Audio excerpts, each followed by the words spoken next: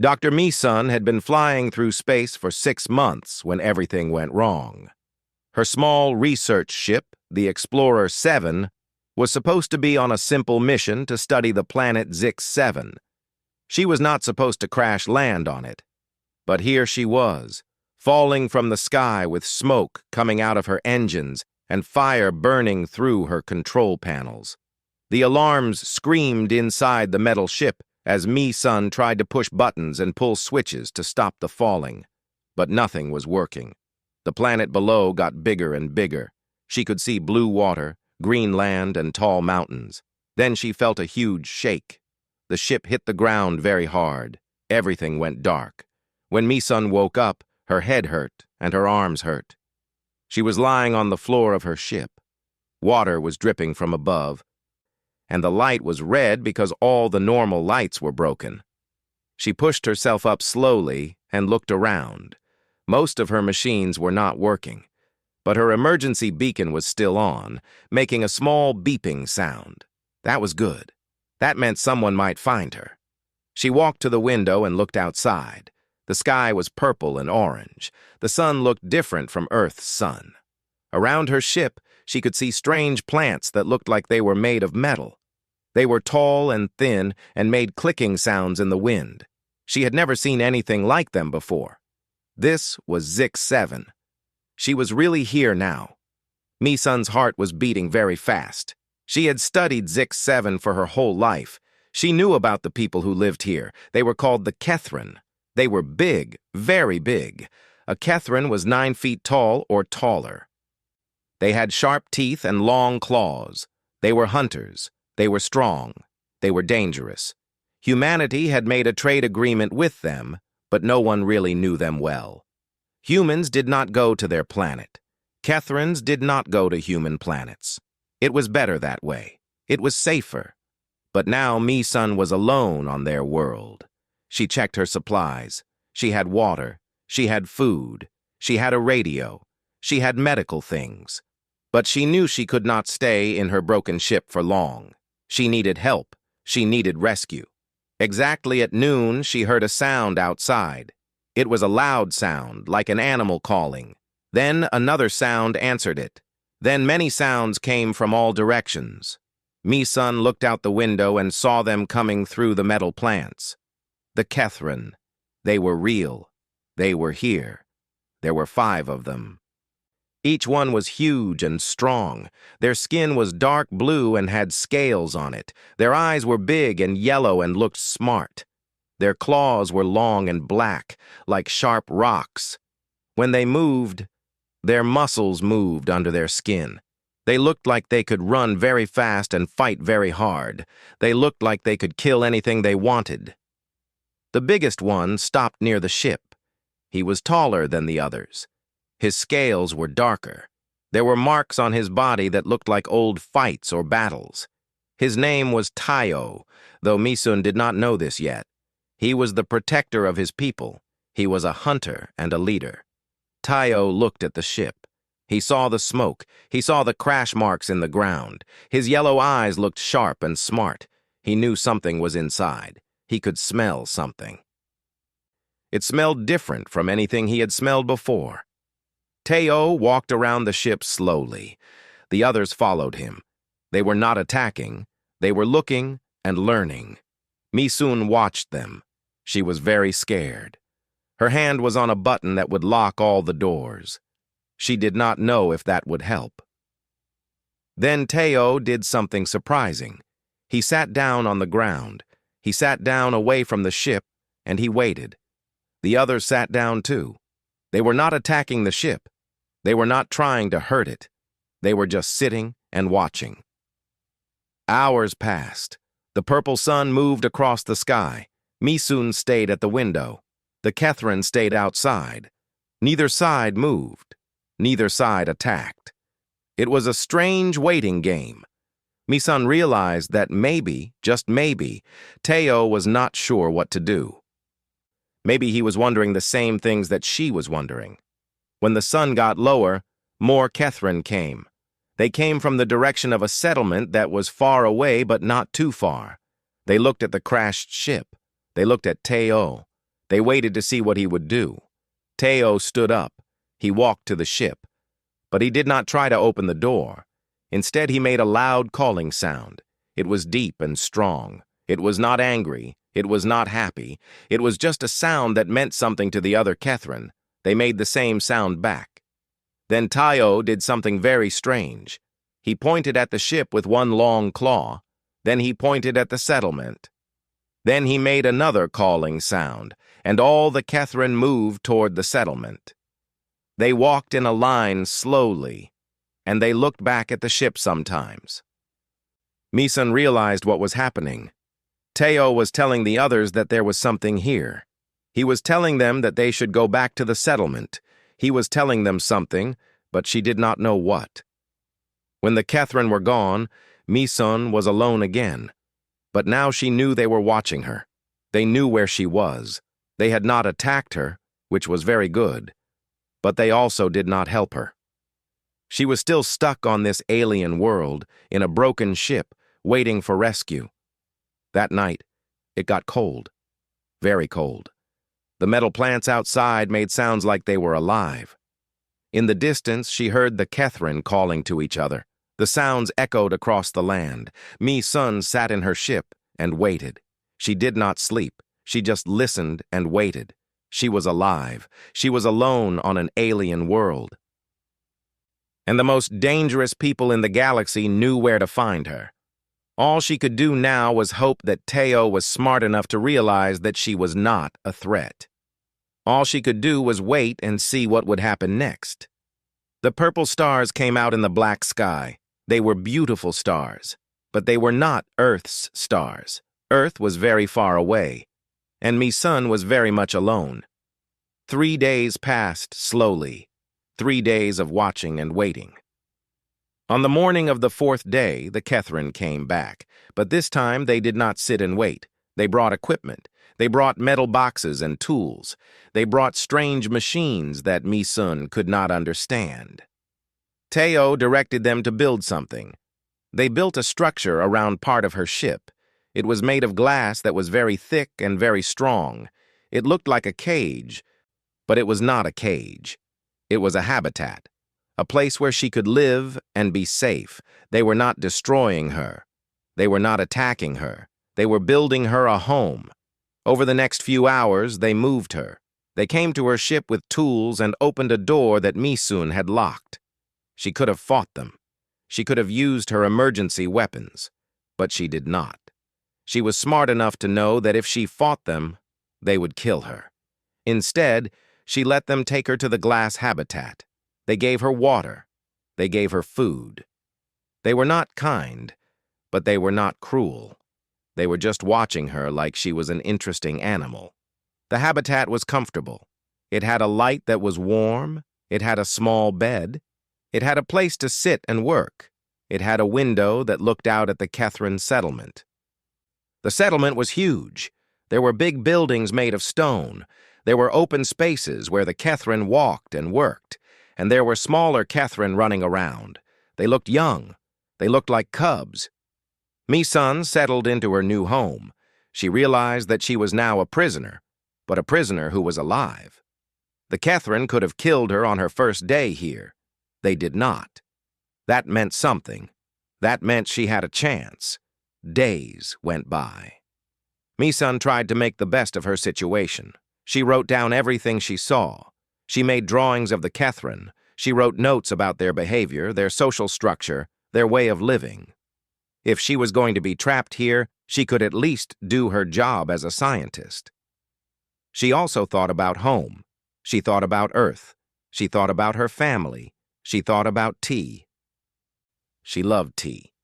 It was something that made her feel safe and warm. It was something that reminded her of home, no matter where she was. One afternoon, a week after she arrived, Misun found something in her pack. It was a small bag of green tea. It was from Earth. She had packed it without thinking about it.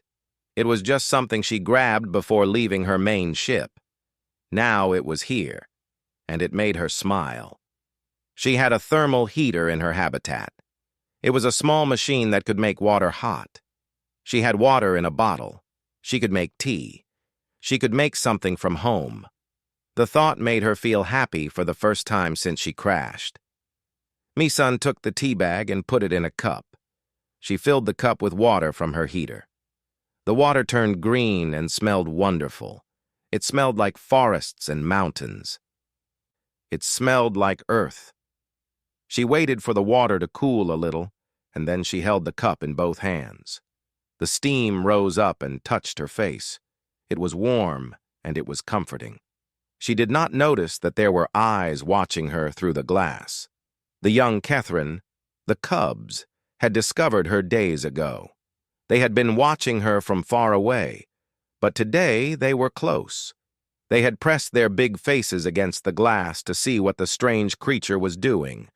And they had seen her do something very interesting. They had seen her bring something hot and dangerous close to her face. A Catherine cub named Quan was the first one to see it.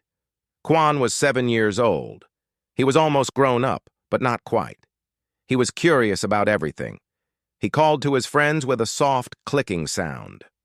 Soon, 6 other cubs were pressed against the glass, watching Mi-sun. They watched as she held the cup.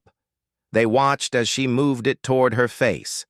They watched as she did something they had never seen before. She put her mouth near the hot cup. She took a breath. She blew air out onto the surface of the water. Then she blew again and again, with great care and control. The cubs went very still.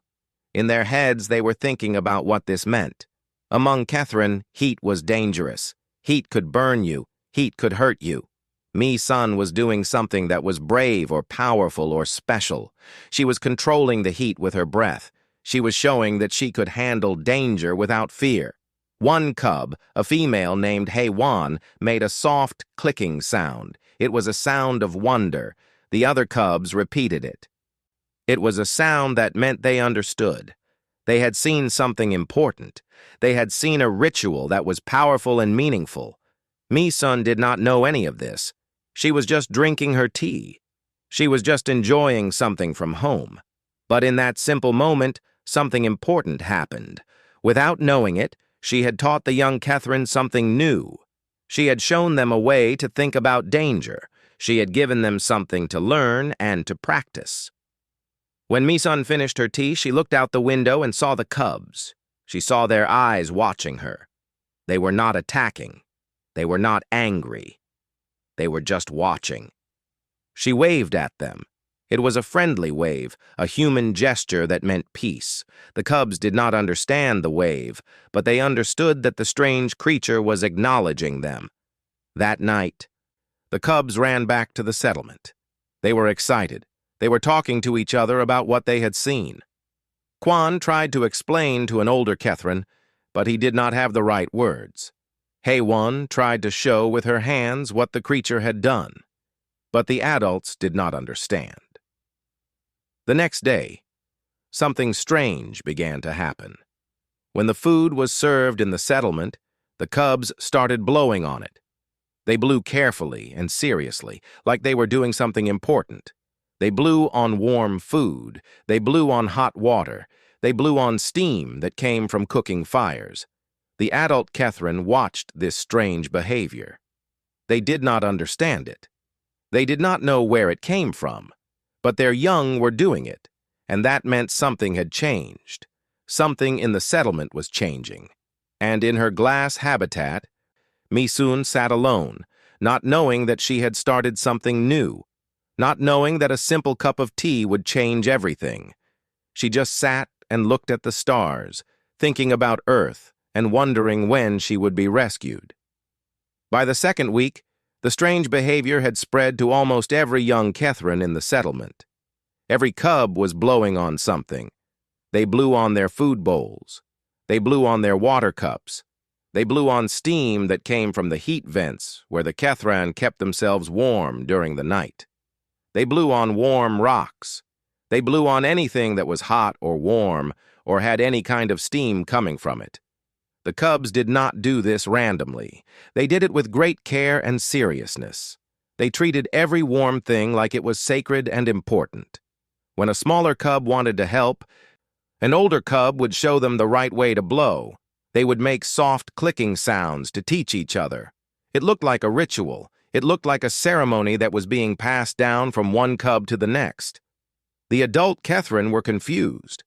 They watched their young do this strange thing, and they did not understand where it came from. It was not part of their culture. It was not something they had ever taught. But their young were learning it from each other, and it was spreading like a wave across the settlement. Teo, the protector, watched this strange behavior with growing concern. He was a leader. It was his job to understand his people and to keep them safe. But this thing that was happening, he did not understand it. It was not dangerous, but it was strange. It was new, and new things could sometimes be dangerous. He called for his science officer, Hyunjae. Hyunjae was smart. She was younger than Teo, but she was good at understanding things that were hard to understand. She had big eyes and a curious mind. She worked with machines that recorded what happened in the settlement. She would know what was going on. When Hyunjae came to Teo, he pointed at the cubs. He made a questioning sound. He wanted to know what was happening. Hyunjae watched the cubs for a long time. She watched them blow on their food. She watched them teach each other. She watched them treat the warm things with respect and care. Hyunjae said she did not know where this behavior came from, but she could find out. She had machines that recorded everything that happened in the settlement. She could look at the recordings and find the answer. For many hours, Hyunjae watched the recordings. She looked at the first day when the cubs had started blowing on things. She went back in time. She watched every moment. Then she saw it. She saw the cubs watching the creature in the glass habitat. She saw them pressed against the glass. She saw them watching the creature with the warm drink. Hyunjae found the exact moment. The creature, the human, had held a cup of hot water. The creature had blown on it carefully and gently. And that was when it started. That was when the cubs realized something new. That was when they began their strange ritual. Hyunjae brought the recordings to Teo. She showed him the moment when everything changed. Teo watched the human blow on the hot water. He understood immediately what his young had understood. It looked important. It looked powerful. It looked like the human was controlling fire and danger with just her breath. But Hyunjae had another thought. She watched the recordings again. She looked at how the cubs were doing this now. She watched them teach each other. She watched them help the smaller cubs learn the right way, and she realized something that surprised her. The cubs were being gentle. They were being patient. In the normal life of Catherine cubs, they were wild and rough. They pushed and fought and competed with each other. But now, when they were teaching the breath ritual, they were careful. They were kind. They were helping each other learn something together. Hyunjae told Teo what she had discovered. The human had not taught them this ritual to hurt them. The human had not tried to control them or make them obey. The human had simply shown them something, and the cubs, in trying to copy it, had learned something good. They had learned to be patient. They had learned to help each other. Teo was silent for a long time. He thought about this. The creature in the glass habitat was not a threat. The creature was different from them, but perhaps not dangerous in the way they had feared. Perhaps the creature was something else. Perhaps the creature was something new. But there was still a question. Should they punish the cubs for learning this strange behavior? Should they teach the cubs that it was wrong to copy the creature? Teo thought about what the right thing to do was. In the end, he decided something surprising. He decided not to punish the cubs. He decided that if the breath ritual was teaching the young to be kind to each other, then it was a good thing. He decided that maybe the creature in the glass habitat was not so dangerous after all. Word spread through the settlement about Teo's decision. The cubs could keep doing their ritual. The breath ritual would not be forbidden. And so the cubs continued. By now, even some of the younger adult Catherine were trying to copy the behavior. It had become something that was spreading through the whole settlement. One evening, a cub named Quan came to the glass habitat. He was one of the first cubs who had seen the human doing the ritual. He pressed his face against the glass. He was not trying to attack. He was just watching. He was trying to understand where this ritual had come from. Misun looked back at him. She did not know what was happening or why all the cubs were suddenly blowing on everything. But she could see that they were not being cruel or mean. They were being serious and respectful. She did not know that she had started all of this with her simple cup of tea. But even though she did not understand, she smiled. The cub, Quan, made a soft, clicking sound. Misun could not click like that, but she smiled wider. And that small moment of connection, that small moment of understanding, was the beginning of something much bigger. It was the beginning of a bridge between two worlds that had never been connected before. It was the beginning of friendship. One day, something changed. The glass wall that had separated Misun from the Kethrin came down. Well, not really came down. But a door opened in it. Teo walked through. Behind him came Hyun-jae. And behind Hyun-jae came a machine that could translate words from human language to Kethrin language and back again. Misun stood up. She was nervous. This was the first time a Kethrin had come into her habitat. She did not know if this was good or bad. But Teo was not attacking. He was just looking at her. And in his eyes, she could see something that she had not expected to see. She could see curiosity. She could see interest. She could see something that looked almost like respect. Teo made a sound. The translation machine made a beeping noise. Then it spoke in human language. I am Teo. I am the protector here. I want to understand you. I want to know why our young have changed. Misun felt her heart slow down a little bit. They were not going to hurt her. They wanted to talk. She had learned Kethrin language before coming to this planet, but it was hard to speak. The sounds were different from human sounds, but she tried. She made a clicking sound that was supposed to mean hello. It came out a little wrong, but Teo understood.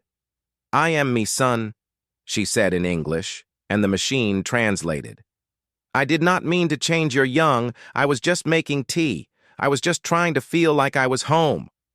Hyun-jae made a confused clicking sound. The machine translated. What is tea? What does it mean? Misun pointed to her cup. It was empty now, but she still had the bag of tea leaves. She showed them the bag and explained. Tea was a drink. It came from leaves of a plant from Earth. She put the leaves in hot water. The water became hot, so she had to blow on it to cool it before she could drink it. It was something that humans did. It was something that made her feel safe. Teo listened carefully. Hyun-jae listened too. And as they listened, something happened. They began to understand. They began to see that what they thought was a powerful ritual was really just something simple. It was something that meant comfort and home. It was something that was important, not because it was magical, but because it was meaningful. But Hyun-jae said something else. She said that even though the ritual was simple, something good had come from it. She explained to Misun how the cubs were learning patience. She explained how they were learning to help each other. She explained how the ritual of blowing had taught them to approach danger with care instead of with wild force. Misun felt something warm in her chest. She had not meant to teach them anything. She had just wanted to drink tea. But somehow, without trying, she had given them something that was good.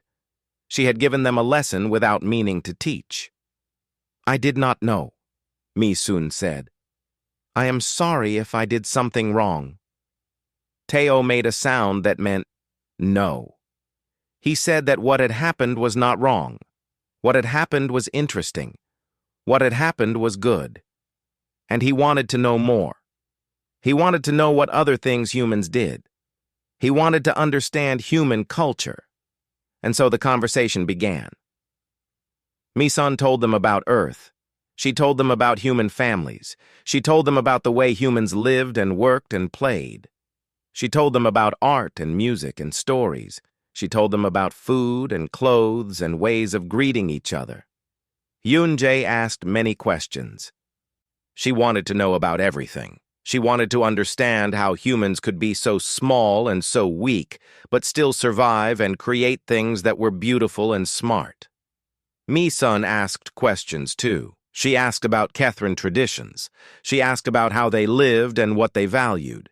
She asked about their art and their stories. Teo explained about hunting. He explained about the songs that Kethran hunters sang. He said that they were not really songs for entertainment. They were signals. They were ways of talking to each other when they were far away. They were ways of sharing information about danger and about prey and about safety. Mi-sun realized that what she had thought was simple hunting songs were really something much more complex. They were language, they were communication, they were art and science all mixed together. Hours passed.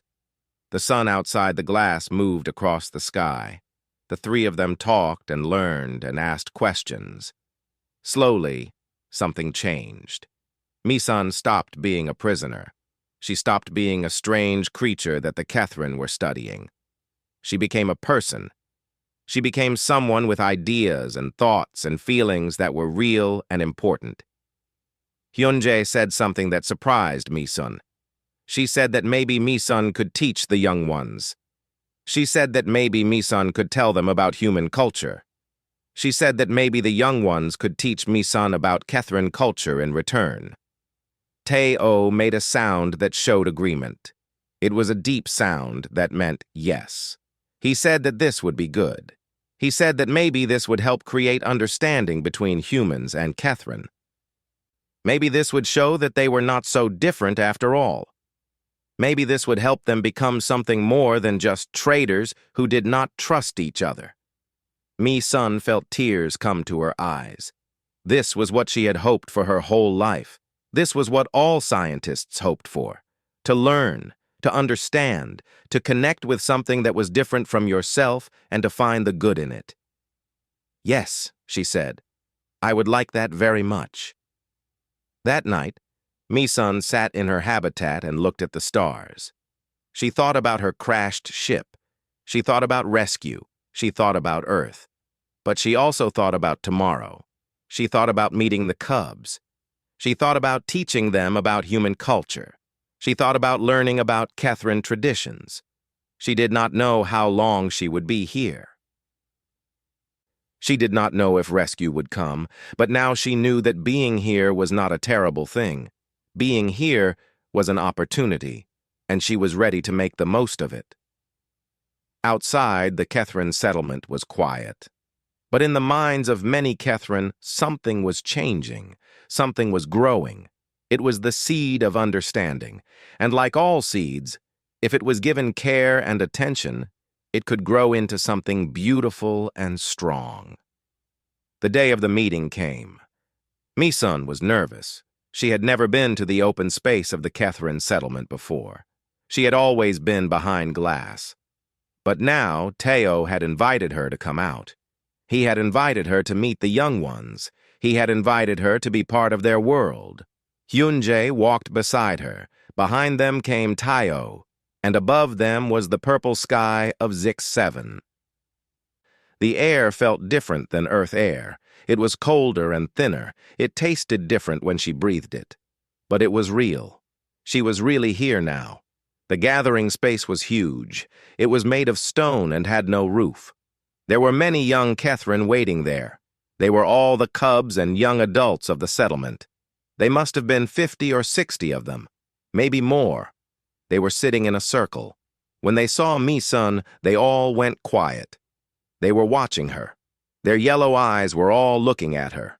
Mi-sun felt very small. She was only 5 feet 4 inches tall. The smallest cub was at least 6 feet tall. But she walked into the circle anyway, and she smiled. One of the first cubs she recognized was Hye-won. Hye-won was a female cub who had been watching her since the beginning. She was smart and curious and kind. She made a soft, clicking sound when she saw Mi-sun, and other cubs repeated the sound. It was like a greeting. It was like they were welcoming her. Mi-sun sat down in the middle of the circle. She had brought something with her. She had brought tea. Hyun-jae had worked with the settlement's food makers to create a version of tea that would be safe for Catherine to drink. It was cool, not hot. It had the flavor of the earth tea, but it would not burn their mouths or hurt their bodies. "I want to tell you about tea," Mi-sun said. Hyun-jae translated. "I want to tell you where it comes from and what it means to me." For the next hour, Mi-sun told them about Earth. She told them about the tea plant that grew in mountains and forests. She told them about how humans had been drinking tea for thousands of years. She told them about how tea was something that brought people together. She told them about how when humans were sad or happy or just wanted to think, they made tea and sat together and talked. The cubs listened. They did not move. They did not make noises. They just listened. And when she finished, they drank the cool tea that she had brought. They tasted it. They made happy clicking sounds. They shared the tea with each other. Then one of the cubs asked a question. His name was Tuk. He wanted to know if all humans drank tea. Mi-sun laughed and said no. Not all humans drank tea. Some humans drank other things. But many humans loved tea. And all humans had something that they loved. All humans had something that made them feel like they were home. Haewon raised her hand. Hyun-jae translated her question. Haewon wanted to know if Mi-sun would teach them to draw. She wanted to know if Mi-sun had pictures from Earth that she could show them. Mi-sun said yes. She had pictures. She had drawings. She had brought them in her pack. The cubs got very excited. They made clicking and chirping sounds. They gathered around as Mi-sun showed them pictures of Earth. She showed them pictures of mountains and oceans. She showed them pictures of forests and cities. She showed them pictures of animals that they had never seen before. She showed them pictures of humans doing different things, working and playing and creating art. The cubs were amazed. They had not known that so many different things existed in the universe. They had only known their own world.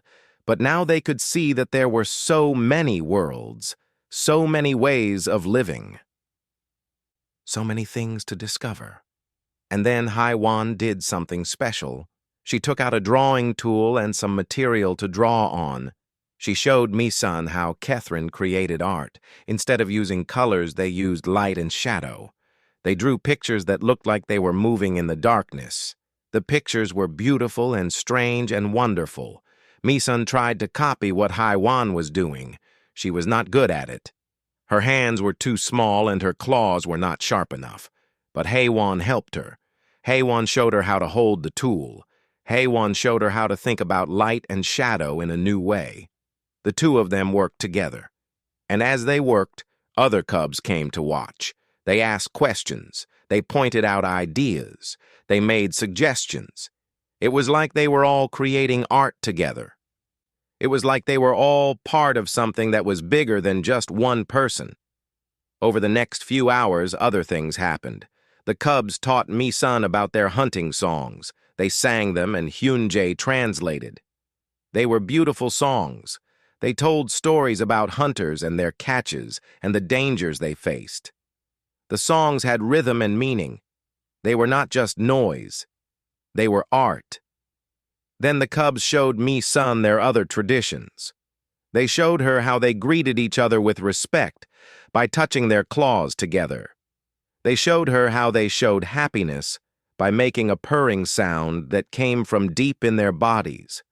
They showed her their games, which were rough and physical but also full of laughter and friendship. As the sun started to set and the sky turned red and orange, Mi-sun realized something. The cubs were not so different from human children. They wanted to learn. They wanted to play. They wanted to be part of something bigger than themselves. They wanted to create and discover and experience the world. Haewon sat next to Mi-sun as the gathering ended. The cub was very large, much bigger than Mi-sun, but there was gentleness in her eyes. Heywan made a soft, clicking sound. It was a sound that meant friendship. It was a sound that meant connection. Mi-sun reached out and touched Heywan's claw gently. It was something she had learned Catherine did to show respect and affection, and Heywan touched back. That night, Teo made an announcement to the settlement. He said that the human had shown them that other worlds existed. He said that other people existed who were not Catherine, but who were worthy of respect. He said that the walls between species did not have to be walls of fear. They could be walls of curiosity and wonder, and he said something that surprised everyone. He said that he wanted to make a new agreement with humanity, not just a trade agreement, a real agreement, an agreement of friendship and learning and understanding. In her habitat, Mi-sun heard the announcement through her translation device. She cried. But they were good tears, tears of hope, tears of having finally done what she had always wanted to do. She had bridged two worlds, and the bridge was strong.